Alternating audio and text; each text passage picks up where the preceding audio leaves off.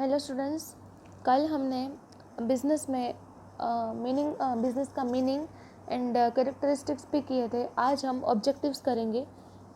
Objectives, दो the primary objective of business is making profit. कोई भी बिज़नेस का ऑब्जेक्टिव होता है वो प्रॉफिट ही होता है, कि कोई भी बिज़नेस करता है तो वो प्रॉफिट के लिए ही करता है। More than one objectives are expected due to awareness among customers, restriction of state and changing condition. The objectives of business are divided in two parts. Business के जो ऑब्जेक्टिव्स है वो दो पार्ट्स में डिवाइड किए गए होते हैं। फर्स्ट पार्ट है इकोनॉमिक एंड सेकंड है सोशल। इकोनॉमिक पार्ट्स में क्या होता है कि प्रॉफिट है, वेल्थ है, वो सारी चीज़ें ज़्यादा से ज़्यादा ध्यान में रखती हैं। सोशल में कि सोशल वेलफेयर कैसे कैसे हो सकता है। कोई भी बिजनेस है तो वो कुछ ना कुछ तो हेल्पफुल मतलब होता ही है। और अभी गवर्नमेंट का गाइडलाइंस भी ऐसा हो गया है कि कोई भी बिजनेस में सोशल एक्टिविटी का अलग उनको पार्ट रखना पड़ता है। तो फर्स्ट है इकोनॉमिक ऑब्जेक्टिव। इकोनॉमिक ऑब्जेक्टिव में फर्स्ट है प्रॉफिट। तो प्रॉफिट, हम सबको पता है कि कोई भी बिजनेस है वो प्रॉफिट के बिना नहीं होता। उसका ऑब्जेक्टिव तो प्रॉफिट ही होता है। अगर जो लॉस करते हैं तो वो बिजनेस का पर्सनल प्रॉब्लम है, लेकिन उसका ऑब्जेक्टिव तो प्रॉफिट ही होता है। Since business is an economic activity, a reasonable return on the employed capital must be obtained. The return in profit to earn profit is essential not only for existence of business but also for growth of business. Profit is motivating force, barometer of efficiency and lifeblood of business. हमने पहले ही बोला कि blood of business है profit. Profit के बिना कोई business करता ही नहीं है। These days, the concept of reasonable profit is accepted instead of maximum profit. By earning reasonable profit, a business unit gets acknowledgement in a society along with earning fair profit. A business unit can be acknowledged by society and can survive in a competition by earning fair profit. Fair profit मतलब कि reasonable profit। एक अभी तो tax का भी बहुत सारा rates बढ़ गए हैं, कम हो गए हैं। ये सारी चीज़ें अलग अलग बिजनेस के लिए हो गई है। सो अभी फेयर प्रॉफिट ही होता है। कोई ज़्यादा से ज़्यादा अपना प्रॉफिट छुपा नहीं सकता, इसलिए अभी बिजनेस का जो एम है वो फेयर प्रॉफिट करना भी होता है। Maximisation of wealth, the object of profit is a short term concept related with the annual income of business. Maximisation of wealth is a long-term objective. The projects which increase the wealth of business at long run are accepted. Wealth का मतलब क्या कि जो long term में company का wealth कैसा है, company में जो इन्वेस्ट करना है तो सबसे पहले उसकी वेल्थ चेक करनी पड़ती है। सबसे पहले बिजनेस का जो ऑब्जेक्टिव होता है वो क्या होता है कि उसकी वेल्थ सबसे पहले मेंटेन करे, क्रिएट करे और फिर मेंटेन करे।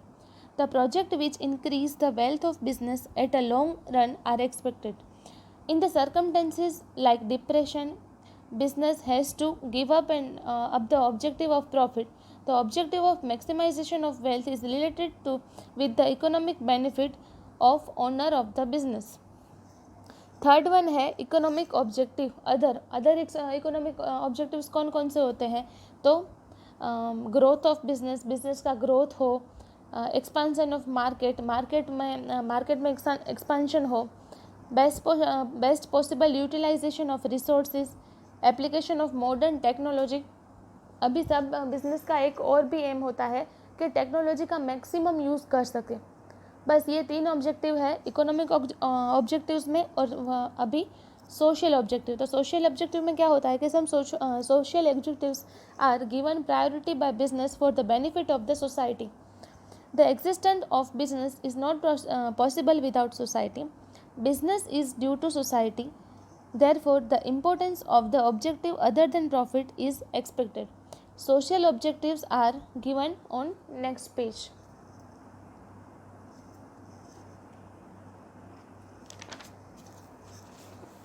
फर्स्ट ऑब्जेक्टिव है ऑब्जेक्टिव ऑफ सोशल रिस्पॉन्सिबिलिटी। हम एक सोसाइटी में रहते हैं तो उसके सोसाइटी में हमारी कुछ रिस्पॉन्सिबिलिटीज़ होती हैं और बिजनेस की भी सोशल रिस्पॉन्सिबिलिटीज़ होती हैं।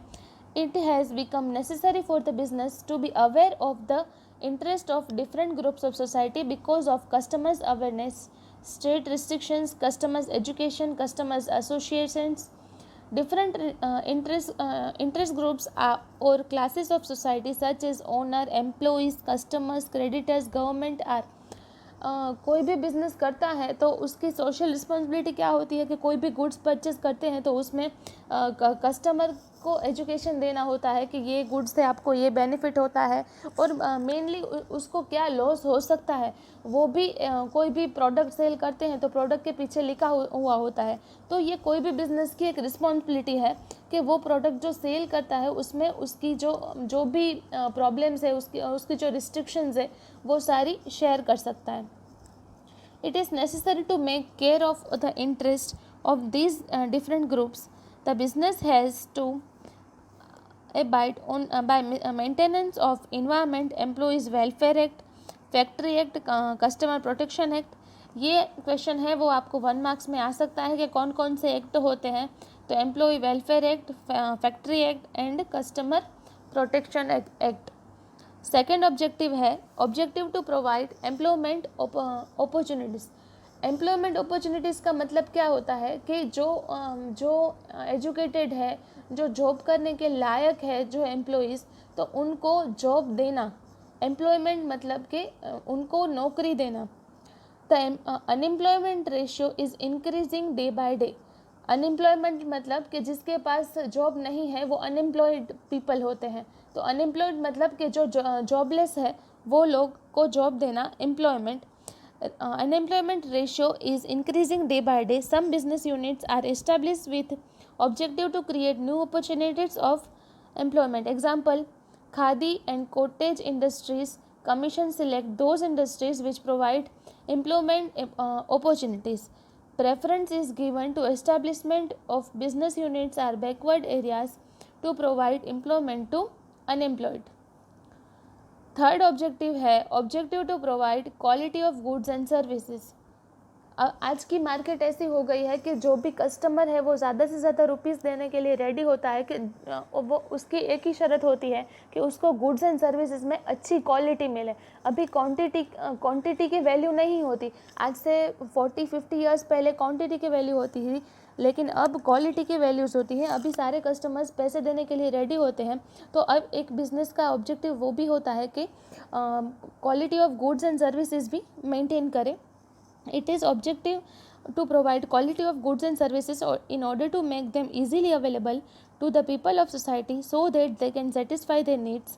The units manufactured in spices used in cooking, cold drinks, for products have to maintain the standards through high quality. कोई भी फूड आइटम्स है उसमें उनको उनकी जो क्वालिटी है वो मेंटेन करनी पड़ती है। Business units having social objective are committed to provide goods and services at fair price, delivery of goods at home, after sale service, installation of goods, etc. अभी हम कोई भी चीज़ परचेस करते हैं, कोई भी मशीनरी है कि कोई भी घर की कोई ऐसी चीज़ है, तो उनको उसकी सर्विसेज भी आफ्टर सेल सर्विस के, हमने प्रोडक्ट परचेस कर ली है तो आफ्टर सेल सर्विसेज भी हमको मिलती है। हमने कभी फ्रिज लिया होता है, टीवी लिया होता है, तो उसकी आफ्टर सेल सर्विसेज भी हमको मिलती है। फोर्थ वन है objective to avoid fair trade practices. Black marketing of products, accumulation of the goods, misleading advertisement, etc. are unfair practices in business. Artificial scarcity of essential goods must not be created. Business units must adopt objective at fair price and practices for welfare of the customer and society. Fourth objective है कि adopt fair trade practices. कि कभी कभी ऐसा होता है कि कोई आर्टिफिशियल कोई भी ब्लैक मार्केटिंग होता है, आर्टिफिशियल प्रोडक्ट की मार्केटिंग करता है और प्रोडक्ट कोई दूसरी आती है। तो ऐसा ऑब्जेक्टिव बिजनेस का नहीं होता। बिजनेस का ऑब्जेक्टिव ऐसा होना चाहिए कि वो फेयर ट्रेड प्रैक्टिसेस अडोप्ट करें। फिफ्थ है अदर ऑब्जेक्टिव्स।